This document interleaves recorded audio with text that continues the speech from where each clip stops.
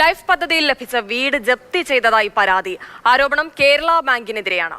പത്തനംതിട്ട കൊറ്റനാടാണ് ഈ സംഭവം. ബാങ്ക് ജപ്തി ചെയ്ത വീടിന്റെ പൂട്ട് നാട്ടുകാരും യൂത്ത് കോൺഗ്രസ് പ്രവർത്തകരും ഒക്കെ ചേർന്ന് പൊളിച്ച് ഈ വീട്ടുടമയെ വീട്ടിലേക്ക് കയറ്റുകയും ചെയ്തു.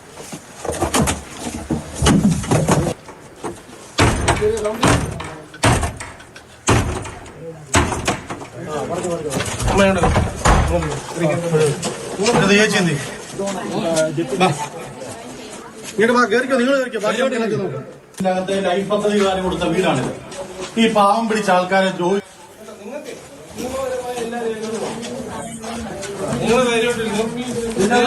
ഒന്നും മേടിക്കാനില്ല.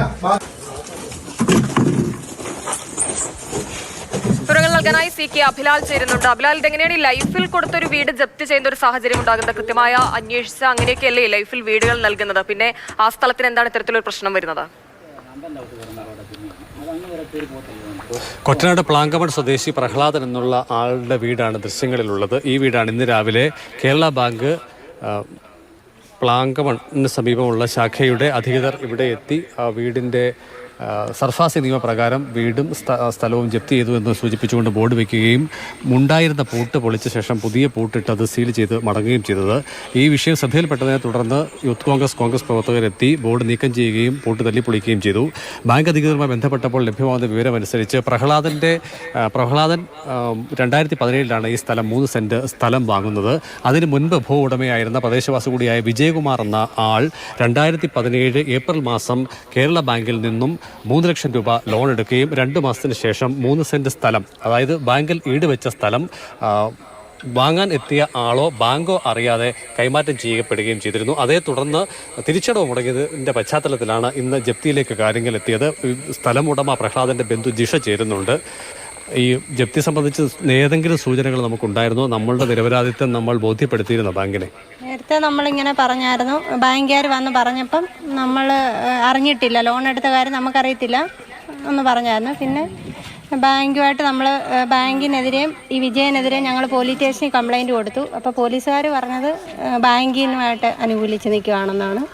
പിന്നെ കഴിഞ്ഞ 2 മാസം മുന്നേ വന്നിട്ട് ഇതുപോലെ പറഞ്ഞു. അപ്പോൾ ഞങ്ങളുടെ അമ്മ കിടന്ന് കരയും വെള്ളമൊക്കെ വെച്ചു. അതുകൊണ്ട് അവർ സാധനമൊന്നും പുറത്തെടുത്തിടാതെ മാനുഷിക പരിഗണനയുടെ പുറത്ത് പോവുക, ഇനി ഒരു അറിയിപ്പും ഇല്ലാതെ വന്ന് ജപ്തി ചെയ്യുമെന്നാണ് പറഞ്ഞത്. ഇന്നലെയോ മിനിഞ്ഞാന്നൊന്നും നമ്മളെ ബന്ധപ്പെട്ടുമില്ല. ഇന്ന് നിങ്ങൾ ഉണ്ടായിരുന്നു ഇവിടെ? ഞങ്ങൾ ഹോസ്പിറ്റലിൽ പോയ സമയത്താണ് ഇവർ വരുന്നത്. അപ്പോൾ ഇവിടുന്ന് നാട്ടുകാർ വിളിച്ച് പറഞ്ഞു ഇതുപോലെ ബാങ്കുകാർ വന്ന് പൂട്ട് പൊളിക്കുന്നു എന്ന് പറഞ്ഞു. അപ്പം ഞങ്ങൾക്ക് വരാൻ പറ്റത്തില്ല, ഹോസ്പിറ്റലിൽ നിൽക്കുന്നതുകൊണ്ട്. അപ്പം ഞങ്ങൾ വന്നപ്പോഴത്തേന് അവർ പൂട്ട് സീൽ ചെയ്തിട്ട് പോയായിരുന്നു. പൂട്ട് പൊളിച്ച യൂത്ത് കോൺഗ്രസ് പ്രവർത്തകർ കൂടി നമ്മളോടൊപ്പം ചേരുന്നുണ്ട്. ആശിഷ്, നിങ്ങൾക്ക് ഇടപെടേണ്ടി വന്ന സാഹചര്യം ബോധ്യപ്പെടുന്നുണ്ട്. എന്നാലും ഒരു ബാങ്കിൻ്റെ നടപടികൾ നമ്മൾ തടസ്സപ്പെടുത്തിയതിനെ വെല്ലുവിളിക്കുന്നു എന്നുള്ള തരത്തിൽ നാളെ കേസുകളൊക്കെ ഉണ്ടായ സാധ്യതയുണ്ട്. അല്ല, കേസുകൾ ഉണ്ടായിക്കോട്ടെ, ഞങ്ങളതിനകത്ത് ഭയപ്പെടുന്നില്ല. പക്ഷെങ്കിൽ നിലവിൽ ബാങ്കിനെതിരെയാണ് കേസ് കൊടുക്കേണ്ടതെന്നുള്ള അഭിപ്രായത്തിലാണ് ഞങ്ങളുള്ളത്. കാരണം നിയമപരമായി ഇവർക്ക് അവകാശപ്പെട്ട 3 സെന്റ് സ്ഥലത്ത് ഇവർ ലൈഫ് പദ്ധതി പ്രകാരം വീട് വെക്കുന്നു എന്ന് പറഞ്ഞാൽ എല്ലാ രേഖകളും ഇവർക്ക് അനുകൂലമാണ്. ഇവർക്ക് അനുകൂലമായിട്ടുള്ളൊരു വീട്ടിൽ ഇല്ലാത്ത സമയത്ത് ബാങ്കുകാർ അതിക്രമിച്ചാണ് ഈ വീടിൻ്റെ അകത്ത് കയറി ഇവരുടെ ലോക്ക് പൊളിച്ച് അകത്ത് കയറി അവരുടെ താഴിട്ടിട്ട് പോയത്. ആ താഴാണ് ഞങ്ങൾ പൊളിച്ചു കളഞ്ഞത്, അല്ലാതെ വേറൊരു താഴല്ല. ഇപ്പം നിയമ നടപടികളെയൊക്കെ ഞങ്ങൾ ബഹുമാനിക്കുന്നു, കോടതിയെ ബഹുമാനിക്കുന്നു എന്ന് കരുതി ഇത്തരത്തിലുള്ള മോശമായിട്ടുള്ള നടപടികൾ ഒരു രീതിയിലും അംഗീകരിക്കാൻ സാധ്യമല്ല, അത് അംഗീകരിക്കത്തുമില്ല. ചുരുക്കത്തിൽ ജപ്തി ചെയ്യപ്പെട്ട വീടിന്റെ ഉടമ പ്രഹ്ലാദൻ എന്ന ആൾക്ക് ബാങ്കുമായോ ലോണുമായോ യാതൊരു ബന്ധവുമില്ല. അതേസമയം തന്നെ മുൻ ഭൂ ഉടമയായ വിജയകുമാർ എന്നുള്ള ആൾ ഈ സ്ഥലം അടക്കം ഈട് വെച്ചുകൊണ്ട് ബാങ്കിൽ നിന്ന് 3 ലക്ഷം രൂപ 2017 ബാങ്ക് നടപടികൾ സ്വീകരിക്കണ്ടേ? ബാങ്കിനെ അറിയിക്കാതെ ഈ സ്ഥലം ക്രയം ചെയ്യുക എന്നൊക്കെ പറഞ്ഞാൽ നിയമവിരുദ്ധ പ്രവർത്തനമല്ലേ? ഇപ്പൊ അയാൾക്കെതിരെയല്ലേ നടപടി സ്വീകരിക്കേണ്ടത്?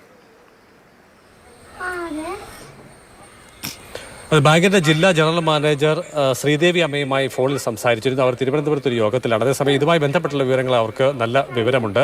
അതായത് ഒരു ചീറ്റിങ്ങുമായി ബന്ധപ്പെട്ട വിവരങ്ങൾ 2 വർഷത്തിന് മുമ്പ് ബാങ്കിന് ലഭ്യമായിരുന്നു. അതായത് ലോൺ ബാങ്കിന്റെ ഈട് വെച്ചിരുന്ന സ്ഥലം അവരറിയാതെ കൈമാറ്റം ചെയ്യപ്പെട്ടു എന്നുള്ള വിവരം ലഭ്യമായതിൻ്റെ അടിസ്ഥാനത്തിൽ കോടതിയെ സമീപിച്ചിരുന്നു. ഒപ്പം തന്നെ സമാന്തരമായി പരാതി പോലീസിനും നൽകുകയും അതിൻ്റെ പേരിൽ വിജയകുമാറിനെ പ്രതികേർത്ത് കേസ് രജിസ്റ്റർ ചെയ്തു എന്നുള്ള വിവരം ബാങ്ക് അധികൃതർ പങ്കുവെക്കുന്നുണ്ട്. മറ്റൊരു കാര്യം കൂടി, ഇന്നുണ്ടായ നടപടി എന്നുള്ളത് പത്തനംതിട്ട ചീഫ് ജുഡീഷ്യൽ മജിസ്ട്രേറ്റ് കോടതിയുടെ ഉത്തരവിൻ്റെ അടിസ്ഥാനത്തിൽ കൂടിയാണ് എന്ന് ബാങ്ക് അധികൃതർ വിശദീകരിക്കുന്നുണ്ട്. ശരി, അപ്പോൾ നിയമപ്രകാരമാണ് എന്നാണ് ബാങ്ക് പറയുന്നത്. സ്വാഭാവികമായിട്ട് എന്താണ് അതിലൊരു പരിഹാരം എന്നത്? ഒരു സ്ഥലം വാങ്ങുമ്പോൾ അതിനെന്തെങ്കിലും ബാധ്യതകളുണ്ടോ എന്നൊക്കെ ഒരു ഉറപ്പുവരുത്തുന്ന നടപടികളൊക്കെ ഉണ്ട്, അതും അവിടെ പാലിക്കപ്പെട്ടിട്ടില്ല.